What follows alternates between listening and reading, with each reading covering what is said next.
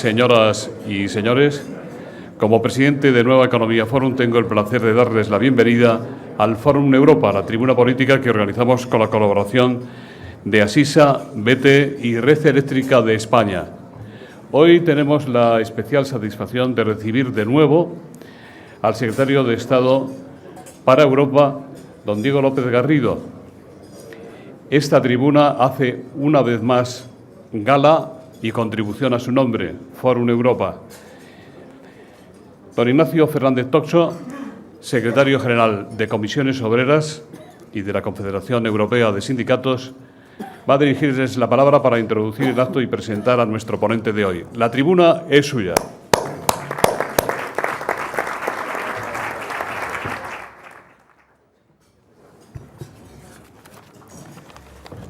Buenos días, un saludo a todas y a todos.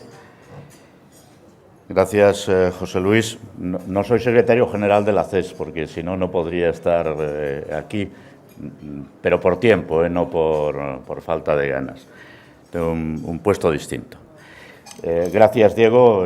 Muchas gracias por la invitación a hacer esta presentación. Es para mí un honor.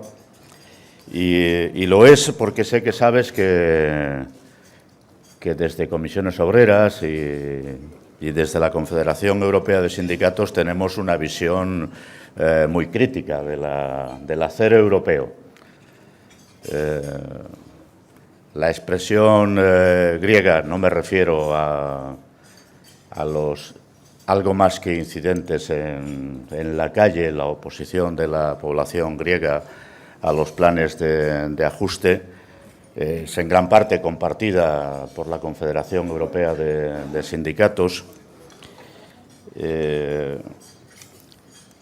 sabiendo que Grecia y Europa están en una encrucijada y que tan malo hubiera sido un resultado negativo ayer como lo es para la población griega la aplicación de las medidas que finalmente se aprobaron. Bueno, veremos cuál es el recorrido. No somos especialmente optimistas. Ayer y el antes de ayer celebrábamos una reunión del Comité Ejecutivo de la Confederación Europea de Sindicatos y Grecia ocupó gran parte del espacio. Pero bueno, no venía a hablarles ni de mí ni de la Confederación Europea de Sindicatos. Y en estos breves minutos, simplemente decirles que van a escuchar al secretario de Estado para la Unión Europea desde 2008, abril de 2008. Podías haber pillado un mejor momento porque el potencial era alto. Bueno, esperemos que todavía quede recorrido y se pueda ver el valor de la aportación que desde España y en particular desde la persona del secretario de Estado se puede realizar a la construcción europea. A Diego se le puede presentar desde esa condición de secretario de Estado, posición en la que coordinó la presidencia española de turno de la Unión Europea en el primer semestre del año 2010. Pero Diego es mucho más que secretario de Estado y tiene una trayectoria vital y política amplia y muy valiosa. Se le puede presentar desde su currículum académico o se le puede presentar desde sus múltiples publicaciones. Allá por el año 1977 escribías la primera, que son las elecciones libres. Era un momento particularmente interesante en la historia de España, o la última, la tormenta perfecta, en 2011. Se le puede presentar también a través de su dilatada vida política como parlamentario en nuestro país, en las filas de Izquierda Unida, donde coincidimos durante un tiempo, luego tomamos caminos distintos. Intentó llevarme a la aventura de Nueva Izquierda, pero decidí no acompañarle. Y en el Partido Socialista, del que llegaste a ser portavoz en el Parlamento, en sustitución del que ahora es candidato a las próximas elecciones generales, cuando sean. más tarde o más pronto. Hoy Diego no viene a hablarles del pasado, creo que quiere hacerlo del futuro, por las notas que he podido ver de la intervención, con la que luego nos ilustrará. Como apasionado europeísta, está convencido de que el futuro pasa por Europa, como pensamos muchos y muchas, de que no hay salida en lo nacional. Se pueden hacer cosas en cada uno de los países, pero no hay retorno al Estado-nación en su vieja acepción y la solución está en la construcción de más Europa y de resolver algunos de los nudos que atenazan a Europa y que le hacen presentar un perfil más débil que el que presentan otras áreas económicas y políticas del mundo, una moneda única sin instrumentos de gobierno económico. Aquel semifracaso del proceso constituyente en el que estuviste directamente involucrado, no en el fracaso, en la elaboración de alternativas que mejor nos hubieran colocado para esta situación en Europa, bueno, pues está en parte en la base de lo que hoy, al menos esta es mi opinión, está sucediendo. Europa, España dentro de Europa, o no será, o la salida la veremos mucho más lejos. Sabe Diego que Europa no pasa por sus mejores horas. La crisis financiera se transformó en crisis económica y el riesgo de que devengan crisis sociales es muy amplio. Por eso, desde los sindicatos invitamos a corregir el rumbo, no porque tengamos la verdad revelada, sino porque observamos los efectos y creemos que es posible hacer las cosas de otra manera. Creo que Diego también sabe que las cosas se pueden hacer de otra manera, pero bueno, ahora tendremos ocasión de comprobarlo. Termino diciéndoles que hace muy poco escribía un artículo muy interesante, se puede compartir el conjunto o no, de lo que nos decía el día 31 de mayo en un diario español al respecto de la situación después de 3 años y medio de crisis. Decía Diego: la crisis de la deuda soberana no es sino la expresión de la quiebra del binomio política-mercado, o sea, un fracaso de ambos. Lo que se transmite a la gente es que la política no hace honor a su nombre y la consecuencia es una pérdida dramática de legitimidad del poder. No es casualidad que sea la izquierda, es decir, la cultura de la intervención en la economía y la redistribución de la riqueza, la más dañada. Y esto es así. Diego sabe, y seguro que nos lo hará saber a nosotros, que solo se puede salir de esta situación profundizando en la idea de Europa. El micrófono es tuyo para que podamos aprender un poco sobre Europa y cómo se puede salir de esta situación. Gracias, Diego.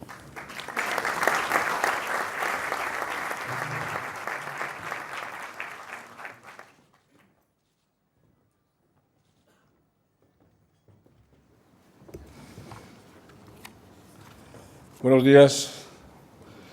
Muchas gracias al Fórum Nueva Economía, una vez más, como decía José Luis Rodríguez, el alma mater de este prestigioso foro. Es una vez más en la que he sido invitado al mismo y estoy encantado de estar aquí. Y gracias naturalmente a Ignacio Fernández Tojo, mi querido amigo Tojo, como ya le llamamos no solo sus amigos, sino todo el mundo, por su amable presentación. Y tengo que decir lo mismo que él ha dicho, en mi caso se aplica aún más. Es un honor que en esta tribuna yo tenga la presentación de Ignacio Fernández Tojo, que en este momento es el presidente de la Confederación de Sindicatos Europeos. Y naturalmente gracias a todos ustedes por estar aquí esta mañana, algo más fresca del verano madrileño, en donde vamos a hablar, como decía Ignacio Fernández Tojo, de Europa, que es como hablar de casi todo. No hay más que acudir a la actualidad para darnos cuenta de que casi todo pasa por Europa. Ayer, por ejemplo, tuvimos 2 buenas noticias. La primera fue que el Parlamento de Grecia aprobó el paquete de ajuste presupuestario acordado con la Unión Europea y el Fondo Monetario Internacional para seguir ayudando a ese país a financiar su economía, su enorme deuda pública y su déficit. Grecia, todo el mundo lo sabe, no se puede financiar en los mercados. Los mercados le piden un interés inasumible. Pero Grecia va a poder financiarse, como Irlanda y Portugal, gracias a que la Unión Europea existe y a que hay una unión monetaria y a que los países del euro han decidido ser solidarios con los que están en peor situación, conscientes de que vivimos en la misma casa. Lo paradójico es que los países de la eurozona que van a ayudar a Grecia sean más solidarios con este país que la propia derecha griega. Es lo mismo que sucedió hace un año aquí. La derecha española negó el apoyo al Gobierno, que sacó adelante el paquete de ajuste acordado con la Unión Europea por un solo voto. Si no se hubiera aprobado, España habría tenido un coste de financiación tan grande que quizá, nunca lo sabremos, pero quizá hubiésemos necesitado un rescate directo de la Unión. Enhorabuena, pues, a los griegos, a todos los europeos que venimos reaccionando de forma conjunta contra la crisis económica. La crisis, que empezó en Estados Unidos por una burbuja financiera patológica y se ha convertido en crisis de deuda europea, la mayor gravedad la tiene Grecia, ha sido indudablemente el principal foco de preocupación durante la presidencia de trío formada por España, Bélgica y Hungría.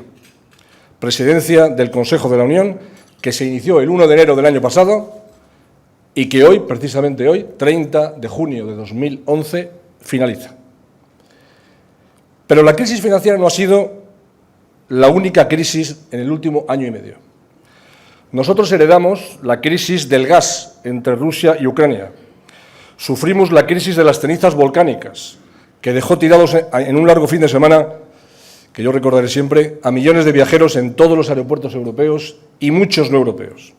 Ahora acabamos de enfrentarnos con la grave crisis sanitaria de la bacteria E. coli, con efectos también económicos. En todas estas crisis, curiosamente, la Unión Europea, sin tener atribuciones legales exactas para abordarlas, tuvo que ser la que dictase una solución o una salida a las mismas. La Unión, efectivamente, no tenía competencias suficientes sobre energía, ni sobre el espacio aéreo europeo, ni sobre sanidad alimentaria, ni sobre una política económica única en Europa, naturalmente. Pero solo la Unión ha podido abordar o solucionar los callejones sin salida en los que nos hemos encontrado. Lo ha hecho, es verdad, a veces muy lentamente. Lo ha hecho a veces con una lentitud exasperante, con confusión y con cacofonía. Pero lo ha hecho.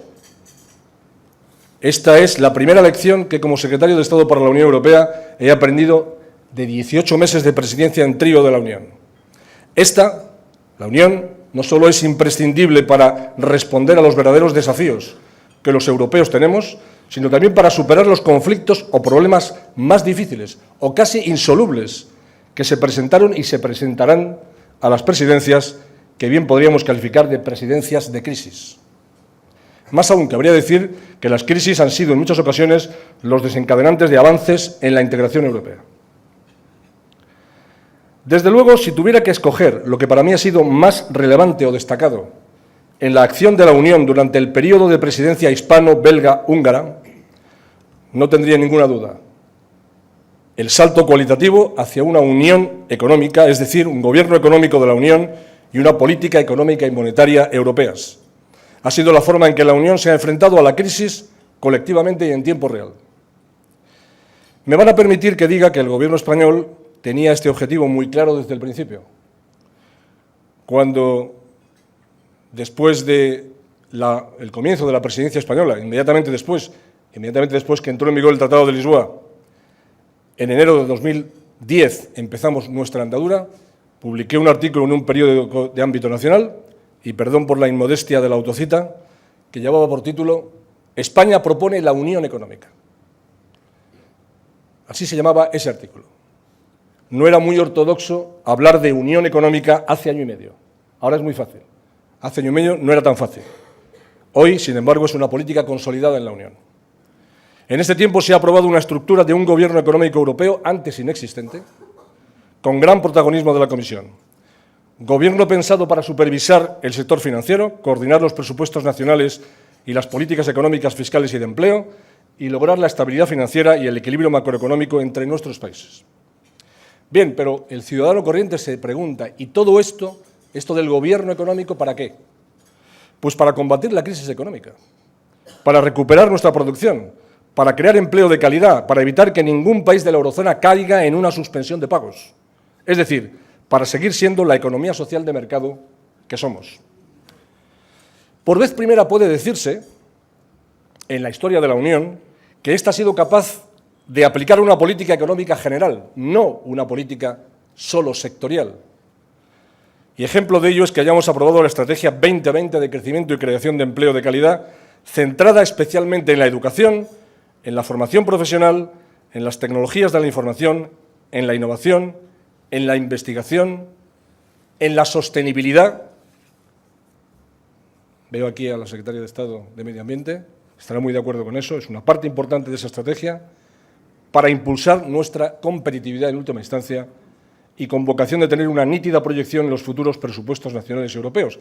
Así lo ha sido, por cierto, en el proyecto presupuestario que ayer ha aprobado la Comisión, que hemos conocido ayer por la noche, en donde han tenido en cuenta precisamente esos objetivos de un nuevo modelo de producción europea. También hay que decir que por vez primera se han acordado rescates a países de la eurozona al borde de la suspensión de pagos, estableciéndose un mecanismo permanente de estabilidad financiera con una dotación de 700.000 millones de euros. También por vez primera se ha acordado una política de ajuste presupuestario y austeridad a nivel europeo, imprescindible después de la crisis griega y de las turbulencias financieras que han afectado especialmente a las economías de algunos países miembros de la eurozona, como la española, por ejemplo. No ha sido esta una política particularmente popular ni simpática, y ha recibido el rechazo, reconozcámoslo, el rechazo o las críticas de sectores significativos de la sociedad y de agentes sociales, como los sindicatos, como nos recordaba anteriormente Ignacio Fernández Tojo. A mí me parece que no había alternativa a estos planes, fundamentalmente por los errores cometidos en los últimos años por los sectores financieros de los países occidentales, como el sobreendeudamiento o la creación artificial de puestos de trabajo en el sector de la construcción residencial, con fuerte componente especulativo.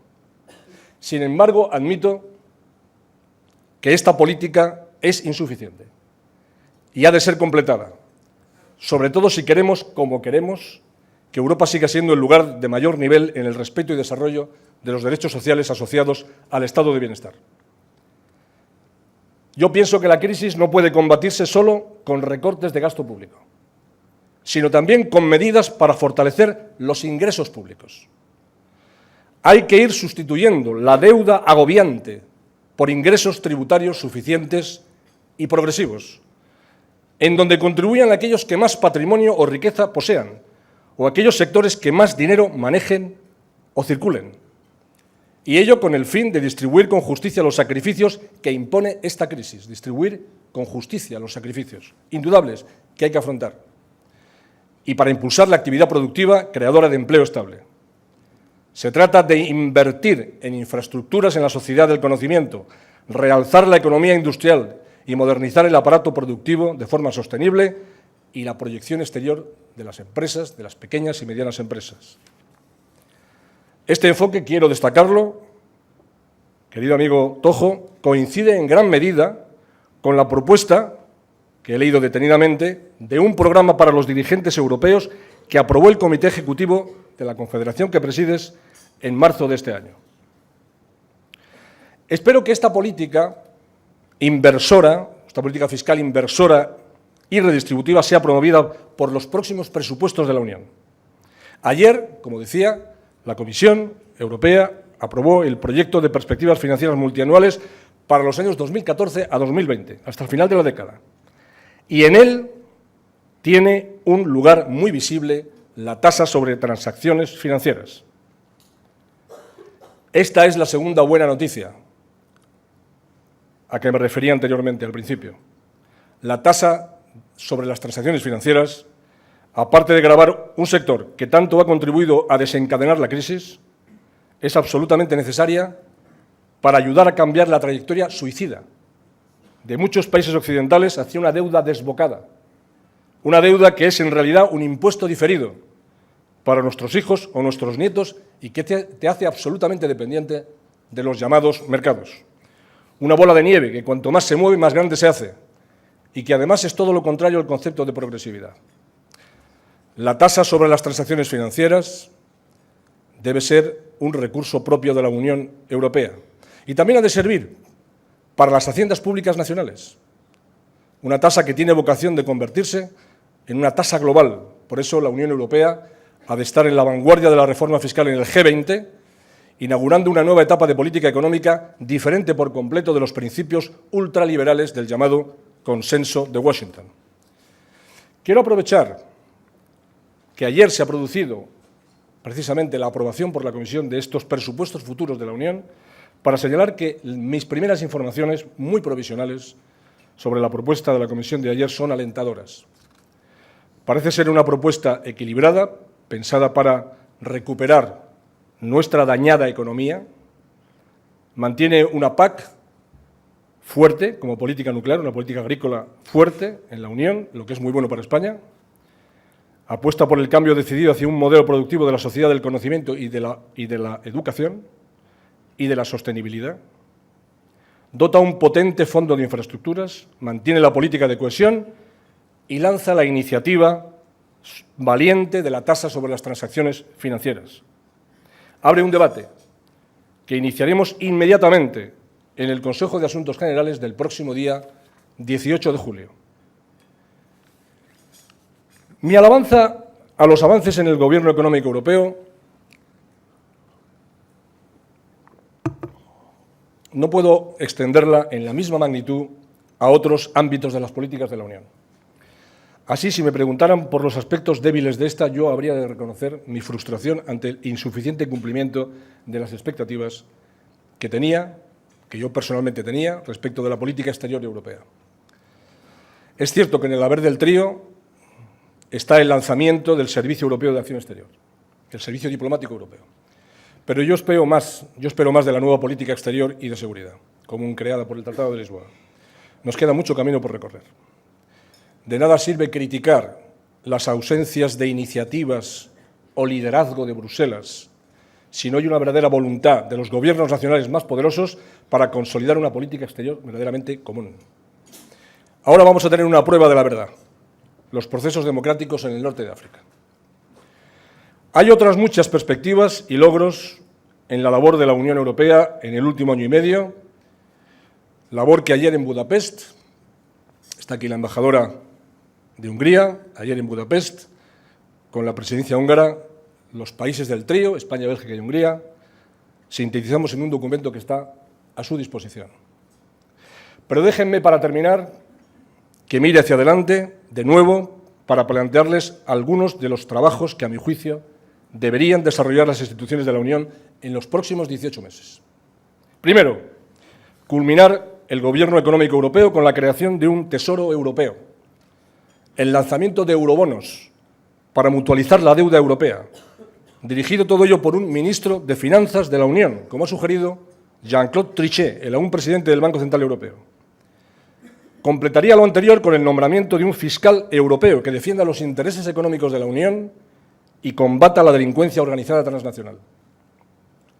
De esto sabe mucho Mariano Fernández Bermejo, que también está aquí acompañándonos. La instauración de una agencia europea de calificación de deuda debe figurar también en nuestra agenda.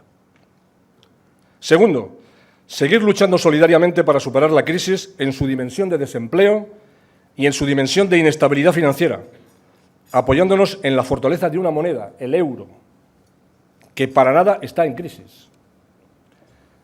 Necesitamos planes europeos de inversión para el crecimiento y el empleo y la definición de una Europa social, cuyas reglas igualen las del mercado único. Tercero, aprobar unos presupuestos europeos para alcanzar estos objetivos con medios suficientes. Me he referido antes a ello. Cuarto, potenciar los partidos políticos de ámbito transnacional, con visión y estrategia europea, así como los agentes sociales europeos, en uno de los cuales, repito, la Confederación Europea de Sindicatos, mi querido amigo Fernández Tojo ejerce la presidencia.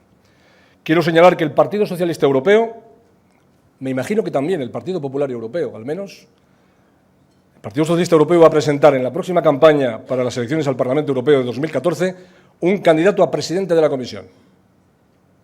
Vamos a luchar porque dichas elecciones, las europeas, sean de verdad europeas, no la suma de 27 elecciones nacionales.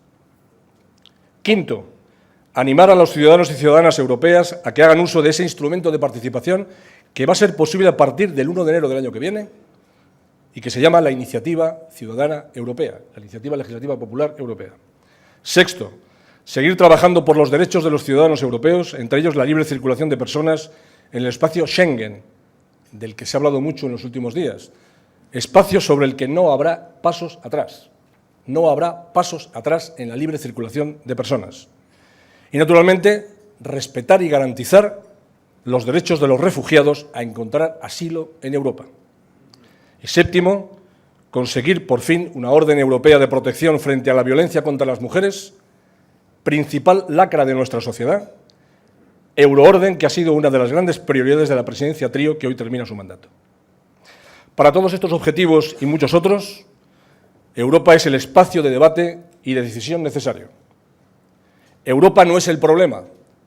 Europa, más Europa, es la solución. Estoy convencido que estos objetivos estarán entre aquellos que van a abordar Polonia, Dinamarca y Chipre. Estos tres países van a tener de la presidencia trío, que hoy vive su último día, todo el apoyo y la colaboración para continuar el nada fácil, pero ya irreversible proyecto europeo, tan plural y diverso, pero tan unitario y cercano en los valores de la libertad y los derechos humanos. Muchas gracias.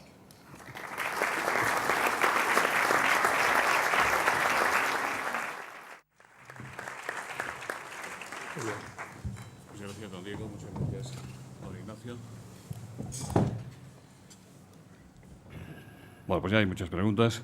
Juan Carlos González le pregunta, tras la aprobación del plan de ajuste en Grecia, ¿cree usted que España está a salvo del acoso de los mercados?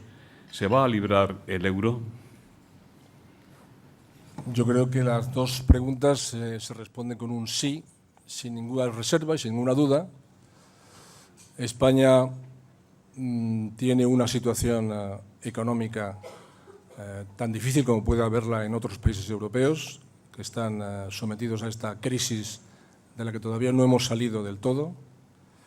Está siguiendo este plan de ruta acordado por la Unión Europea con España y con otros países que siguen similares planes de ajuste presupuestario hasta 2013.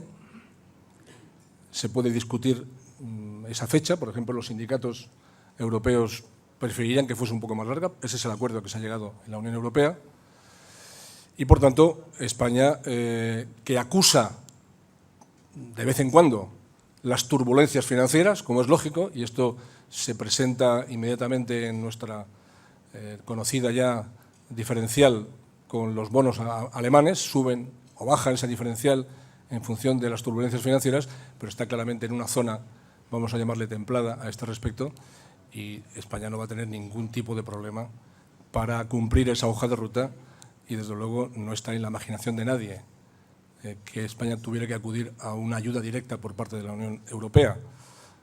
En cuanto al euro, bueno, el euro es una de las monedas más firmes y estables del mundo y es una moneda que se ha mantenido muy estable, que se ha revalorizado y se revaloriza constantemente respecto del dólar. No siempre es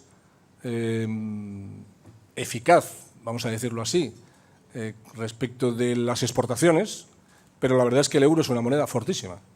Es una moneda fortísima, muy estable, está apoyada por muchos países europeos, por un potente Banco Central Europeo, pero es una moneda, es una unión monetaria, y en eso estamos ahora mismo, que tiene que ser completada con una unión económica, con un gobierno económico. Esa es la gran tarea que hemos realizado en estos últimos meses y que hay que culminar, pero me parece que es el aspecto histórico de este periodo más importante, más destacable, que ha convivido con la crisis. Es verdad que hemos ido edificando ese gobierno económico al tiempo que luchábamos contra la crisis. Le preguntan, secretario de Estado, si cree usted que el cambio de gobierno en Portugal ha alejado la amenaza de una intervención sobre el país vecino. Bueno, en Portugal lo que había que hacer es un ajuste presupuestario imprescindible, un recorte, evidentemente, y una serie de medidas complementarias que en su momento presentó Sócrates. No salió adelante en el Parlamento portugués, a diferencia del español, en el que sí salió adelante, como decía yo, no salió adelante, y ahora Portugal se ha visto abocada a un rescate con condiciones más duras de las que proponía Sócrates. Lo que sucede en Portugal afecta al conjunto de la Unión Europea, no más o menos a España, y yo creo que Portugal va a llevar a cabo estas medidas acordadas, que es lo importante, acordadas con el conjunto de la Unión Europea. Está con nosotros el embajador de Portugal, si quiere intervenir usted, estamos deseosos de oírle. Su opinión, don Diego, siquiera personal, es que en España el adelanto de elecciones podría confortar a los mercados en relación con nuestro país. No creo que tenga mucho que ver una cosa con otra. En realidad, los mercados, llamados mercados, actúan en función de la coyuntura económica. Normalmente siempre sobreactúan los mercados, sobreactúan hacia arriba o hacia abajo. Es una característica de los mercados. Y lo que interesa a nuestro país, no porque interese a los mercados, lo que interesa a nuestro país es una serie de reformas que se están llevando a cabo. Es una legislatura muy difícil esta, pero es una legislatura de profundas reformas y eso es el camino que más le interesa a nuestro país. Las elecciones normalmente se convocan cuando acaba la legislatura, eso es lo que es esperable. Y mientras no se dice otra cosa en contrario por quien tiene la facultad... En Portugal no ha sido así, lo digo. En Portugal no ha sido así, entre otras cosas, porque Portugal, ya lo dijo Sócrates en su momento, dependía en cuanto a la convocatoria de elecciones si se aprobaba o no el programa que él presentó. El programa que él presentó no fue aceptado por el Parlamento, no tuvo la confianza del Parlamento y el presidente portugués decidió que había que ir a elecciones para que un nuevo Parlamento formulase el programa adecuado. Eso fue lo que sucedió. En España no sucedió eso. Javier Gallego, del Mundo, dice: ¿se muestra usted partidario de crear un IVA europeo como propuso ayer la Comisión? Yo creo que es una buena idea la de la Comisión, la de ir unificando fórmulas tributarias para conseguir verdaderamente recursos propios, cosa que el Parlamento Europeo, como sabe muy bien Juan Fernando López Aguilar, el Parlamento Europeo siempre solicita, siempre ha pedido, y forma parte de la cultura del Parlamento Europeo, el que Europa no dependa el presupuesto europeo, que está en torno al 1%, se ha aprobado por la Comisión un poquito más del 1% del PIB europeo, no dependa de la disposición graciosa de los Estados, sino que la Unión Europea tenga una parte también propia, de recursos propios. Ese es uno de los grandes avances que la Comisión nos propone precisamente en el documento que ayer aprobó. Y uno de ellos es esta fórmula que ha propuesto nueva de IVA. Vamos a ir conociendo con más exactitud las características técnicas y también el impuesto de transacciones financieras o el impuesto sobre las transacciones financieras. Así que me parece que es un buen paso adelante, un salto cualitativo, el que la Unión Europea no sea una organización como puede ser Naciones Unidas, en donde los Estados le dan conforme a esencialmente su Producto Bruto una cantidad, sino que la Unión tiene una autonomía también presupuestaria y tributaria, y hay determinados recursos que van directamente a la Unión. En el caso del impuesto sobre las transacciones financieras, además está planteado por la Comisión como un impuesto en donde habría un tramo armonizado en todos los países europeos que entraría a formar parte de los ingresos propios de la Unión y, como pasa aquí en España con las comunidades autónomas, la posibilidad para los Estados, que imagino que lógicamente serían los recaudadores, pues la posibilidad para los Estados de incluir un tramo para, en este caso, las arcas públicas nacionales. Esto yo creo que es el modelo en el que está pensando la Comisión. Alicia Contreras le pregunta si no cree usted que la aprobación de una tasa que gravará las transacciones financieras internacionales intereuropeas, dice ella, puede tener efectos negativos sobre la competitividad, especialmente si esa medida o una similar no se adopta por el G20 o al menos por el G8. Un impuesto así, decía yo antes en mi intervención, decía que tiene una vocación global. Es algo que se ha tratado ya en el seno del G20. Es posible que en su momento algunos de esos países, Estados Unidos, por ejemplo, adoptase. Estados Unidos está metido ahora precisamente en un enorme debate presupuestario, en donde hay una diferencia seria entre republicanos y demócratas. Y, por cierto, Obama lo que plantea es que hay que hacer un reparto más justo de las consecuencias de la crisis. Eso es lo que está diciendo Obama en este momento. Y la Unión Europea tiene que planteárselo. El pensar que las transacciones financieras internacionales o el impuesto sobre transacciones financieras a secas necesita tener una proyección planetaria, haría inviable ese impuesto por muchos años. Por tanto, no es una posición creíble el decir, sí, me parece muy bien ese impuesto, pero hasta que no lo tengan los 200 países de la ONU, no se puede poner en práctica. Yo creo que en el aspecto impositivo existen modelos distintos. No por ello se afecta necesariamente a la competitividad. Si comparamos, incluso dentro de la Unión Europea, el modelo fiscal que tiene Suecia no es lo mismo que el que tiene Irlanda o el que tiene España. Bueno, se convive y lo ideal sería ir a una armonización fiscal. Reconozco que ese es el camino, ¿no? Pero no tiene por qué ser exactamente el mismo. Las transacciones financieras gravadas a través de este impuesto, lógicamente tendrían que ir a una base imponible lo más amplia posible para que el tipo aplicable fuera lo más bajo posible. Y eso no me parece que vaya a ir contra la competitividad. En estos momentos, lo que va más contra la competitividad es la sequedad en los ingresos públicos de los estados. Eso sí que va contra la competitividad. Estados que tienen que hacer importantes recortes, que tienen que hacer que haya menos obras de infraestructura, por ejemplo, que pueden invertir menos en otras cosas. Eso sí que va en contra de la competitividad.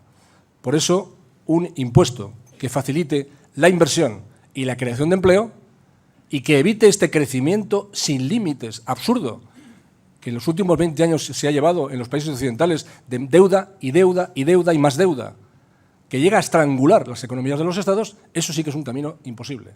Y hay que encontrar figuras alternativas y hay que sustituir esa deuda por la imposición suficiente, justa y progresiva. Y además, que en este caso, sobre las transacciones financieras, afecta a un sector al que se ha ayudado mucho en este tiempo, durante la crisis, como es el sector financiero, y del que salió y se desencadenó la crisis.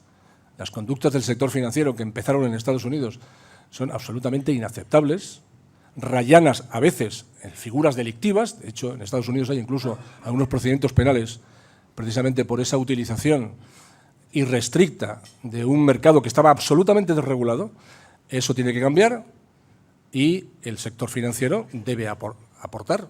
Yo quiero recordar aquí, por ejemplo, que por razones que tienen que ver con sus características propias, el sector financiero, las transacciones financieras no pagan el IVA.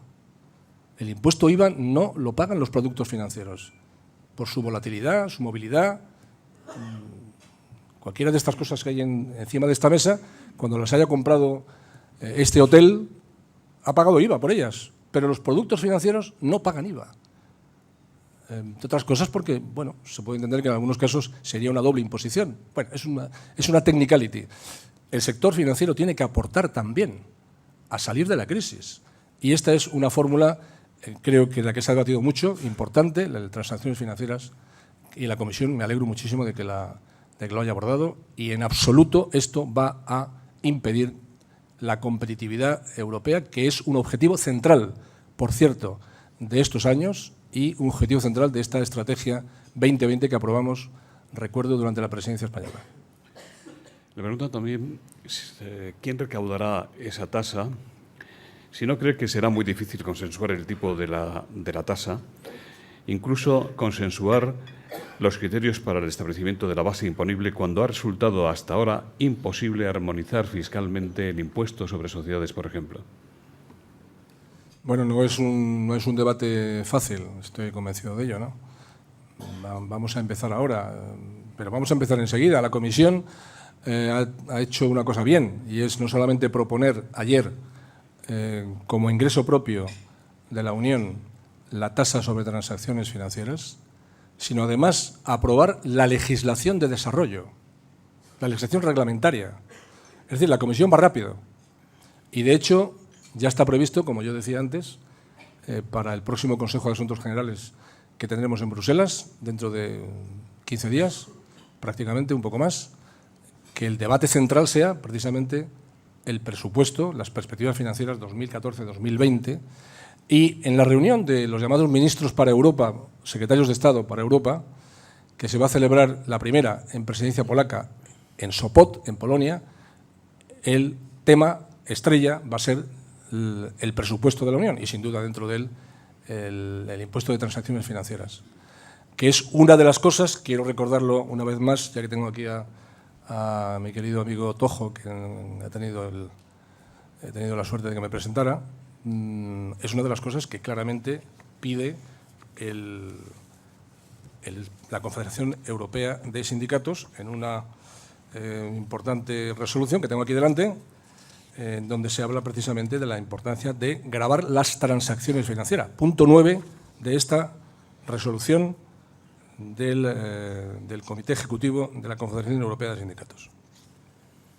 Isabel Pindado le pregunta, ¿España ha apoyado la elección de Draghi como presidente del Banco Central Europeo para relevar al señor Trichet? ¿Cree que su gestión será más favorable para España que lo que ha sido la de Trichet, cuyas decisiones no siempre han sido aceptadas por nuestro Gobierno?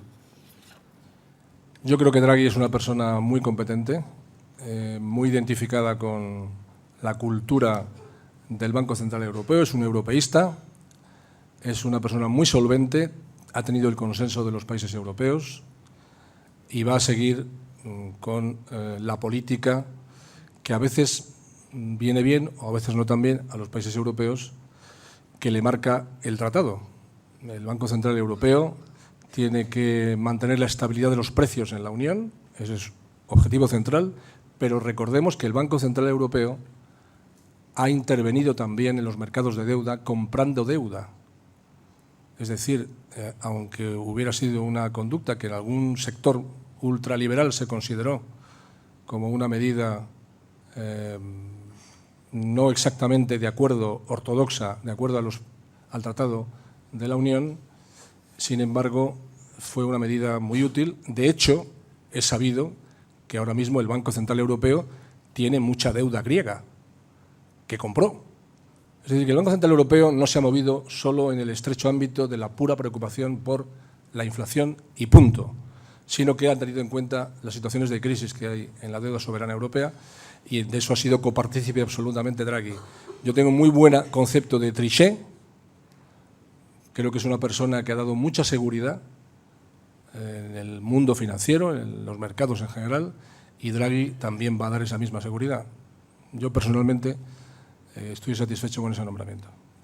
Carlos Cajigas dice, por favor, ¿podría reconocernos que resulta decepcionante para una mayoría de europeos el hecho de que el presente y el futuro de una Unión Europea de 27 países finalmente lo decida y lo imponga Alemania en compañía casi siempre de Francia? ¿Serán suficientes para ponderar la gobernanza de la Unión, la creación de un tesoro o reserva europea y las otras medidas que usted nos ha anunciado esta mañana? Por cierto, ¿no le parece que no se debió ampliar la Unión a 27 Estados miembros hasta que la Unión Monetaria no estuviera consolidada y que todos los países potentes, como el Reino Unido, estuvieran en esa zona euro? ¿No fue un gravísimo error adoptar una moneda que no es la única de la Unión, sin dotarla de un tesoro o una medida similar a la Reserva Federal en Estados Unidos? Bueno, esto es una pregunta para una especie de tesis o tesina sobre la Unión Monetaria y Económica. Pero, en fin, es una pregunta muy interesante porque va al corazón de lo que estamos viviendo. Yo estoy de acuerdo con el fondo de lo que me parece se extrae de esa pregunta, y es que una unión monetaria no se sostiene si no tiene al lado una unión económica. Estoy de acuerdo. El Tratado de Maastricht, que Enrique Barón recuerda perfectamente, porque además ha escrito sobre ello, se habla de unión económica y monetaria. No se dice solamente unión monetaria, se dice unión económica y monetaria. Pero se nos olvidó la económica y solamente desarrollamos la monetaria. Eso es verdad. Y ahora, seguramente acuciados por la crisis, hemos tenido que poner en marcha esa unión económica que le falta, la pata que le falta a la unión monetaria, con esa unión económica o gobierno económico de la Unión. Eso es lo que se está haciendo. Y a veces los árboles de los bailouts a Grecia, a Portugal o a Irlanda nos hacen no ver el bosque que se estará construyendo en este tiempo de una auténtica unión económica y monetaria, con un modelo de gobernanza que ya ha empezado a funcionar este mismo semestre, primero, de este año, que acaba hoy, con la supervisión de los presupuestos nacionales y con unas medidas y unas recomendaciones de política económica que se han producido, por cierto, y de empleo, que se han producido hace unos días en el Consejo Europeo. Así que en eso estamos, en esa línea. Yo comparto eso que se dice en la pregunta de ir verdaderamente a un tesoro europeo. De hecho, este mecanismo de estabilidad financiera, que se ha aprobado también al hilo de los rescates a Grecia, luego a Irlanda y luego a Portugal, es un embrión de tesoro europeo. A mí me parece que en el futuro deberíamos complementarlo con la capacidad de poder emitir eurobonos que bajarían sensiblemente los tipos de interés que tienen que pagar los países rescatados, que aliviaría, por tanto, su carga y que deberían ser dirigidos por esa figura. Bueno, es una reflexión inicial que se puede desarrollar por esa figura más potente del ministro de Finanzas a que se refirió Trichet. Así que, efectivamente, yo creo que sí puede perfectamente criticarse una trayectoria de la Unión Europea que empezó con una moneda única y que no siguió con una unión monetaria que sustentase, unión económica que sustentase verdaderamente a esa moneda única. No me parece que todos los países tengan que formar parte del euro necesariamente. Y si hubiéramos aspirado a eso, no lo tendríamos. Incluso yo diría que el hecho de que el Reino Unido no esté en la eurozona, y esto no le va a molestar seguro al embajador británico, aunque no sé si está por aquí esta mañana, el hecho de que la libra esterlina no se haya fundido en el euro, pues ha facilitado algunas transformaciones y avances en la eurozona para las cuales ha sido más reticente el Reino Unido y que está muy cómodo, como está, ¿no? Así que a mí me parece que en el euro deben entrar aquellos países que estén en condiciones de estar en esa moneda y, de hecho, desde que se creó, esta moneda no ha hecho más que revalorizarse. Empezó valiendo menos que el dólar, ahora vale mucho más, hasta incluso considerar demasiado fuerte esta moneda para la salud de las exportaciones europeas. El profesor de la Escuela Diplomática, John Finn, le pregunta si estamos ante el fin del estado de bienestar. Bueno, yo creo que el estado de bienestar es una creación de raíz europea tan fuerte. El estado de bienestar está casi ya en los genes de los europeos, que es muy difícil acabar con él. Pero se le puede poner en peligro. Se le puede poner en peligro cuando esa constante apelación a la deuda se transforma en inasumible. Y por eso es por lo que yo pido que haya un relevo por parte de ingresos públicos también potentes, el caso de las transacciones financieras, de la tasa, que haya un relevo a esa deuda incontenible y desbocada. Es decir, que esa trayectoria que siguió el mundo occidental a mitad del siglo, o en la segunda parte del siglo XX, en donde configuró un sistema de estado de bienestar basado en un crecimiento potente. Sin crecimiento no se puede tener un estado de bienestar.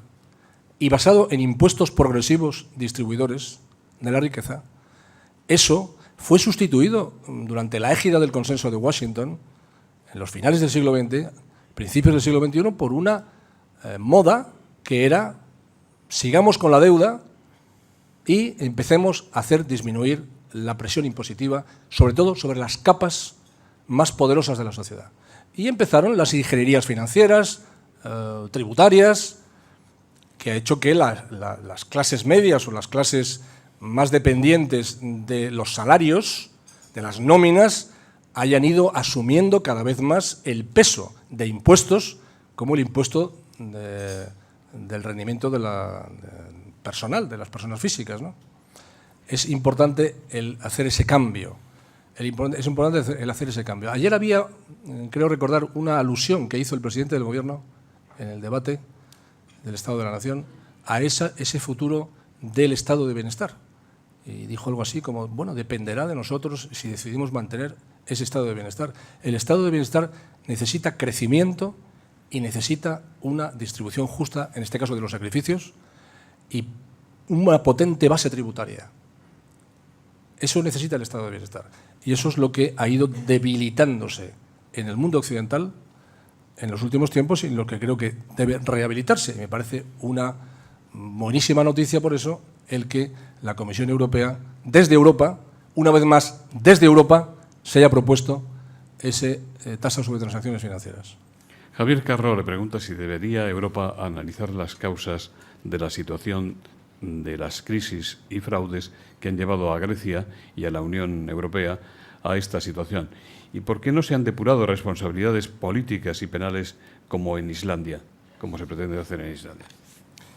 Bueno, eso tiene que ser cada país el que lo ponga en marcha, si encuentra pruebas de criminalidad, ¿no? Si entran en los tipos penales algunas de esas conductas. En Estados Unidos, decía yo antes, se han iniciado algunas cosas en ese sentido, ¿no? De persecución de quienes han incumplido la legalidad penal en los años de esa irresponsabilidad en el tratamiento de las figuras financieras, ¿no? Y de ese mercado totalmente desregulado. Por ejemplo, la banca de inversión norteamericana, que era un territorio absolutamente desregulado, según Greenspan, porque si no, no había suficiente flexibilidad en el mercado. Ya vimos la flexibilidad que hubo, tanta flexibilidad que fue un desastre absoluto, puesto que se crearon artificialmente riquezas que se desplomaron.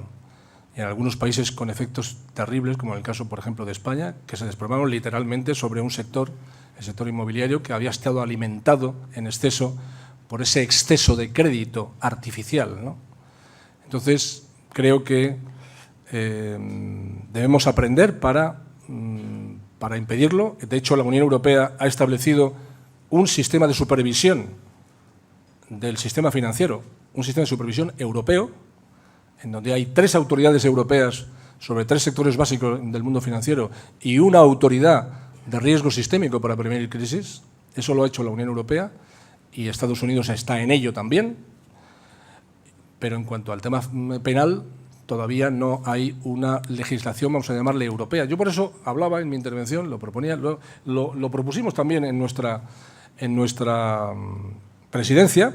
Y me acuerdo que Juan Fernando López Aguilar, el fiscal general del Estado y yo mismo hicimos una presentación en Bruselas sobre nuestra idea de que deberíamos poner en marcha la figura que está prevista en el Tratado de Lisboa del fiscal europeo.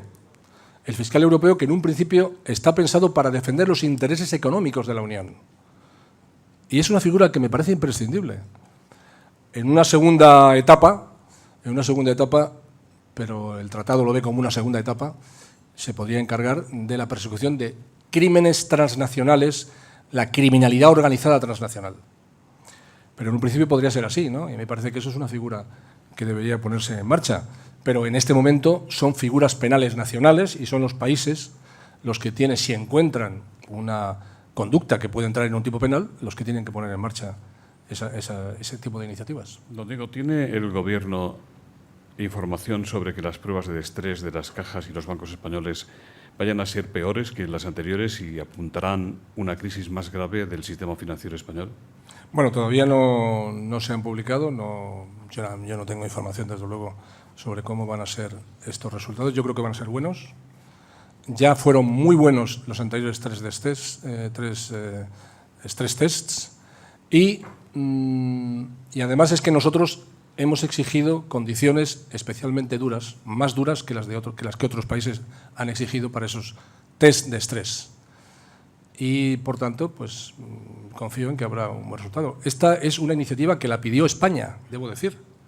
Es el gobierno español el que pidió que hubiera esas pruebas sobre los bancos, las entidades financieras, para volver a la tranquilidad y la transparencia en los servicios financieros, en los mercados financieros, que era vital, esencial, para tranquilizar estas turbulencias financieras que nos han estado todo el tiempo acosando en los últimos meses.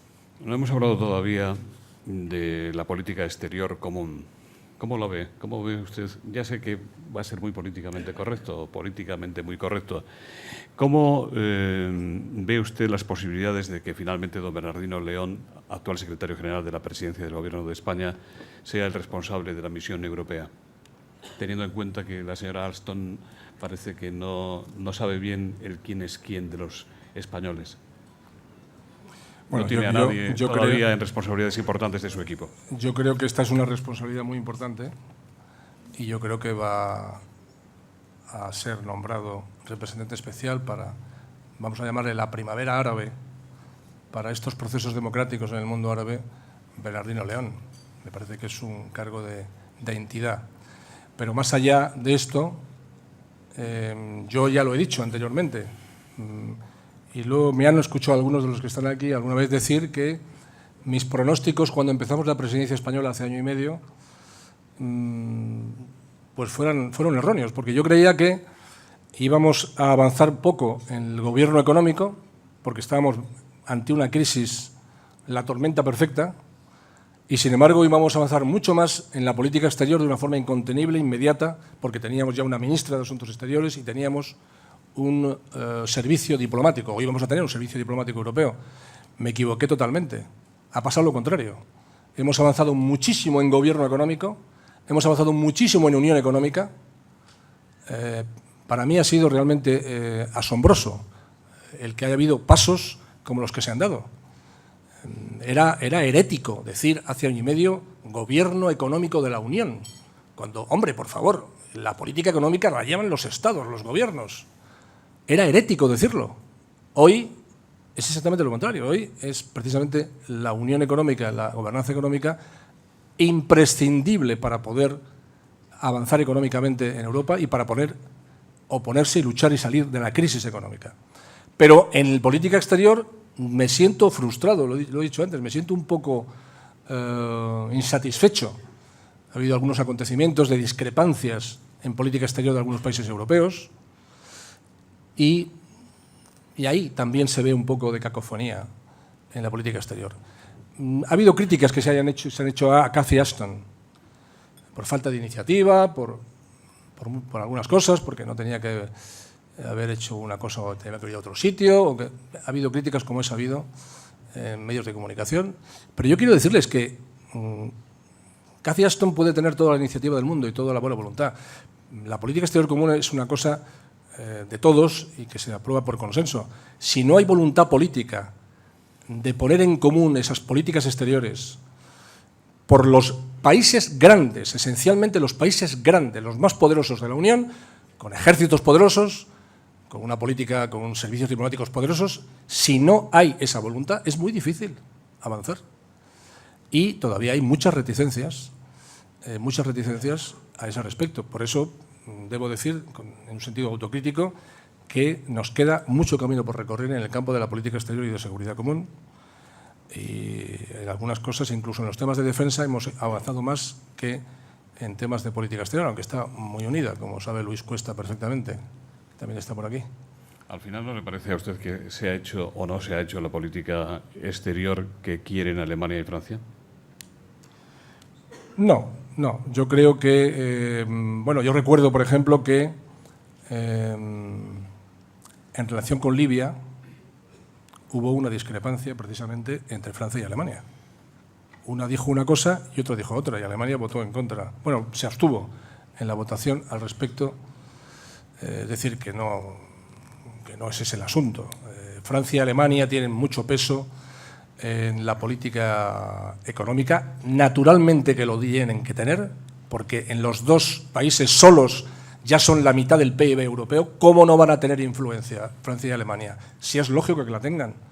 Y además está muy bien que se entiendan Alemania y Francia, y es uno de los pilares de las columnas vertebrales de la Unión Europea, si eso no es ningún problema.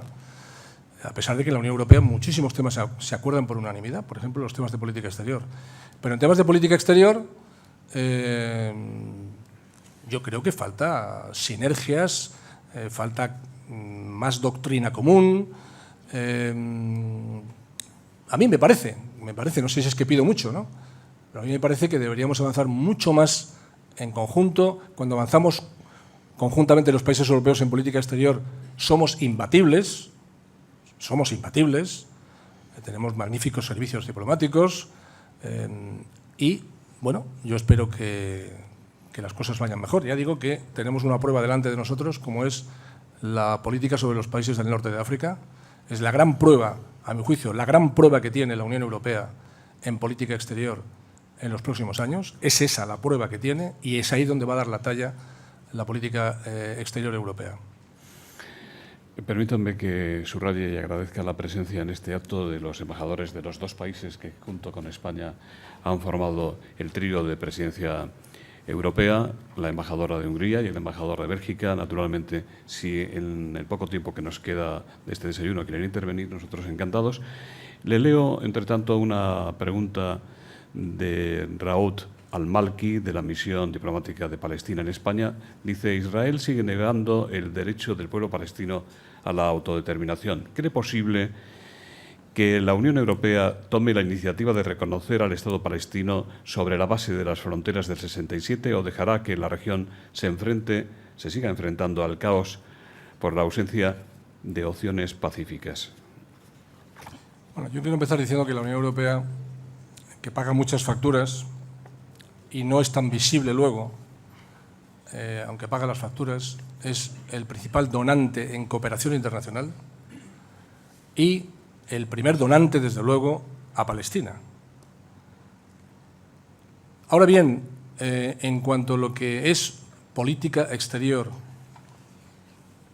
pura y dura, el asunto de Israel y Palestina es un asunto que debemos llevar lo más unidos posible los europeos. Y no puedo decir yo que en este momento los 27 países de la Unión tengan exactamente la misma posición, porque no es así. Pero este es un asunto en el que, si no se lleva bien, con delicadeza, con cuidado, podemos salir divididos los europeos. De hecho, es un asunto que ha dificultado, por ejemplo, el progreso de la Unión por el Mediterráneo. La Unión por el Mediterráneo no se pudo reunir en este trío de presidencias. No hemos podido conseguir, como sabe muy bien la embajadora húngara, una reunión de la Unión por el Mediterráneo por el problema de Israel y Palestina, por el conflicto, la historia interminable de ese conflicto, el más desestabilizador, seguramente, de todos los conflictos que podemos contemplar en las últimas décadas. Y esto tiene que resolverse bien. A mí me parece que hay muchos elementos positivos, por ejemplo, en la declaración que hizo el presidente Obama sobre las fronteras de 1967, hace unas semanas. Pero, repito, en este asunto los europeos deberemos trabajar conjuntamente para sacar una posición unitaria europea. Aún no está absolutamente desarrollada esa posición, decidida y precisada. Y yo espero que eso sea una de las prioridades de los próximos meses, el establecer esa posición. Pues en nombre de las entidades que hacen posible el Fórum Europa, don Alberto Carbajo va a despedir este acto.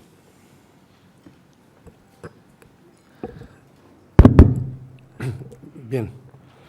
En primer lugar, en nombre de las de British Telecom, de Asisa y de Red Eléctrica, le quisiéramos agradecer al secretario de Estado su presencia aquí en este Fórum Europa. Es decir, nunca habrá estado mejor representado el Fórum que a través del secretario de Estado para la Unión Europea.